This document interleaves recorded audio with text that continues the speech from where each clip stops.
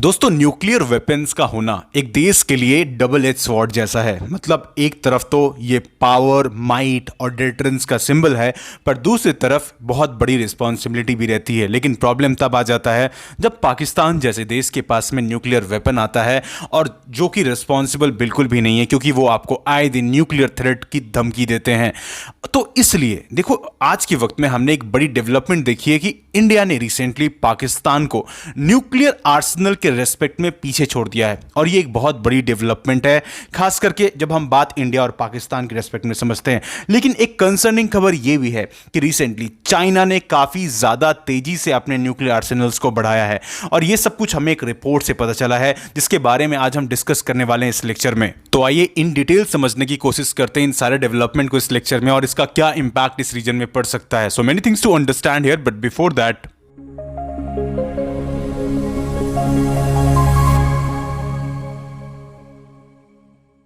तो दोस्तों, जैसे हमने इनिशियली डिस्कस किया दैट ये एक बहुत बड़ा गुड न्यूज है इंडिया के लिए, दैट हमने ओवरटेक कर लिया है पाकिस्तान को इन न्यूक्लियर आर्सेनल्स, और ये पहली बार हमें देखने को मिला है।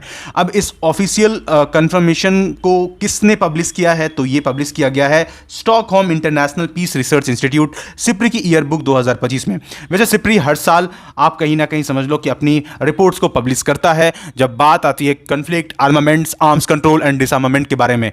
तो ये एक इंडिपेंडेंट इंटरनेशनल इंस्टीट्यूट है जो इन सारे एज सच की एस्पेक्ट से रिलेटेड डील करता है। इससे रिलेटेड अपने कहीं ना कहीं एनालिसिस, डाटा, रिकमेंडेशंस ये प्रोवाइड करता है, जो ऑब्वियसली पॉलिसी मेकिंग रिसर्चर्स इनको काफी इंपॉर्टेंट, आप समझ लो कि उनके लिए काफी इंपॉर्टेंस होल्ड करता है ये। तो एक तरीके से थिंक टैंक जैसा है, जिसे वर्ल्ड वाइड काफी ज्यादा आप समझ लो कि इंपॉर्टेंस दिया जाता है।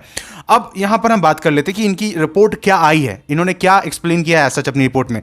तो एज ऑफ नाउ इन्होंने कहा है कि जनवरी 2025 के हिसाब से India is estimated to possess 180 के आसपास न्यूक्लियर वॉरहेड हमारे पास है, जबकि पाकिस्तान के पास अभी 170 न्यूक्लियर हेड है, and that marking a notable development in the region's nuclear dynamics. So this milestone comes amid ongoing modernisation efforts by both nations. मतलब दोनों ही तरफ कोशिश किया जा रहा है कि कैसे भी करके, मतलब ऐसे पाकिस्तान तो ऑब्वियसली कोशिश करता है कि ज्यादा से ज्यादा न्यूक्लियर ऑब्वियसली आर्सेनल को अपना इंक्रीज किया जाए, लेकिन ऑब्वियसली उनके पास चैलेंजेस क्या है कि फंड, क्योंकि ऑलरेडी ये देश डेट में डूबा हुआ है, राइट। और इन सिनेरियो में जैसे तैसे करके ये इधर उधर से फ्रजाइल चीजों को इकट्ठा करके ये ओवरऑल अपनी न्यूक्लियर प्रोग्राम को सस्टेन कर रहा है। लेकिन एज लॉन्ग लास्ट जब हम बात करेंगे, क्वालिटी के रेस्पेक्ट में बात करेंगे, तो यहां पर इंडिया वे अहेड है पाकिस्तान से, राइट। नंबर्स मैटर नहीं करता है, मैटर करता है क्वालिटी, मैटर करता है कि आप किस हिसाब से न्यूक्लियर वेपन्स को डिलीवर कर सकते हो। आपके पास डिलीवरी ऑप्शन होना चाहिए, राइट, अटैकिंग ऑप्शन होना चाहिए, और उस केस में हमारे पास है बेस्ट मिसाइल्स, एंड ऑल्सो हमारे पास इवन जो हमारी नेवी वाला पार्ट है, जहां पर हमारे पास न्यूक्लियर कैपेबल सबमरीन्स भी है। इस वजह से ये इंडिया को एक एज प्रोवाइड करता है, जो कि काफी कम देशों के पास है। दोस्तों, जब हम सिप्री की रिपोर्ट को देखते हैं तो आपको यहां पर टोटल 9 कंट्रीज मिलेंगे, आपको टोटल 9 देश मिलेंगे जिनके पास है न्यूक्लियर आर्सेनल। कौन कौन से हैं? तो आपको यूएसए दिखता है, Russia, UK, France, China, India, Pakistan, north Korea and Israel. तो टोटल 9 देश हुए यहां पर। अब देखो, जब टोटल इन्वेंट्री को हम देखते हैं, टोटल इन्वेंट्री, तो यहां पर करीब 12,241, मतलब 12,241 वॉरहेड्स हैं टोटल, ठीक है। तो आप समझ सकते हो कि आज के वक्त में कंटिन्यूअसली जो वॉरहेड है, न्यूक्लियर वेपन्स है, वो इंक्रीज कर रहा है। ओके, अब ये स्टॉक पाइल अगर लगातार इंक्रीज कर रहा है, तो हम यहां देख लेते हैं कि कौन सी कंट्रीज ने कितना इंक्रीज किया है। हमने ऑलरेडी इंडिया के बारे में बात किया यहां पर, तो यहां पर आपको कुछ डाटा दिखता है कि ओवरऑल पहली बार न्यूक्लियर टेस्ट कंडक्ट कब हुआ। जैसे यूएसए में 1945 में हुआ था, रशिया में 1949 में हुआ था, इंडिया के रेस्पेक्ट में अगर हम बात करें तो 1974, और चाइना 1964, पाकिस्तान 1998। तो एज सच यहां पर हम आप देख लेते हैं कि कितना इन्वेंट्री इंक्रीज किया है। 2025 के रेस्पेक्ट में अगर हम बात कर लेते हैं तो डिप्लॉयड वॉरहेड जो है वो 1770 है, और रशिया का 1718 है। यूएसए और रशिया के कंपैरिजन में अगर हम बात करते हैं तो यहां पर हमें ट्रेंड दिख रहा है कि यूएसए के पास में जो नंबर ऑफ डिप्लॉयड वॉरहेड है वो लगातार इंक्रीज किया है यहां पर। ओके, एंड रशिया आप देख लो, यहां पर जब देखते हैं टोटल वॉरहेड, टोटल इन्वेंट्री के रेस्पेक्ट में देखते हैं तो यूएसए को सरपास कर जाता है। जब यूएस और रशिया के रेस्पेक्ट में बात करते हैं, टोटल 90% स्टॉक पाइल तो इनके पास है ओवरऑल, 90% जो स्टॉक पाइल है मतलब ऑल अराउंड द वर्ल्ड, ये इन दोनों देशों के पास में है, जहां पर रशिया के पास में अराउंड 5459 है, जहां पर आप देख सकते हो कि ये यूएसए से काफी ज्यादा है। इसके बाद हम देखते हैं अगला इंपॉर्टेंट एस्पेक्ट, तो यहां पर आपको इंडिया पाकिस्तान दिख रहा है, राइट। तो इंडिया पाकिस्तान के रेस्पेक्ट में देखो, इंडिया के पास में करंटली 180 है और पाकिस्तान के पास में 170 है। अब ये देखो स्टैग्नेंट रहा है, यहां पर ज्यादा चेंजेस आपको नहीं दिखे। 170 वाला जो आपको दिख रहा है ये एकदम बराबर दिख रहा होगा, लेकिन यहां इंडिया का देखो इंक्रीज किया रिसेंटली, और 2025 के रेस्पेक्ट में आप ऐसा समझ लो कि ये तेजी से इंक्रीज किया है यहां पर। ओके, तो अब देखो इसके अलावा यहां पर जब हम बात करते हैं तो 8 यहां पर टोटल इंक्रीज किया है इंडिया के बारे में जब बात करें। और चाइना को जब देखते हैं तो चाइना का देखो काफी तेजी से इंक्रीज किया। आई मीन 2024 में 500 के आसपास था इनका, राइट, 500 सीधा 600, मतलब 100 यहां पर इंक्रीज किया है एज सच। तो अब देख सकते हो यहां पर एक बहुत बड़ा कंसर्न है चाइना का बढ़ता हुआ न्यूक्लियर आर्सेनल, और इंडिया को यहां पर सोचना पड़ेगा, क्योंकि डेफिनेटली चाइना एक अगला थ्रेट है हमारा। और हम ये कह सकते हैं कि इवन पाकिस्तान को हम इजीली हैंडल तो कर सकते हैं, लेकिन चाइना के रेस्पेक्ट में जब बात आएगा तो यहां पर चीजें मुश्किल हो सकती हैं हमारे लिए। अब दोस्तों हमने यहां पर इस बात पर तो डिस्कस कर लिया कि किस देश के पास में कितना न्यूक्लियर आर्सेनल है और इसकी क्या ट्रेंड रही है रिसेंट टाइम में, राइट।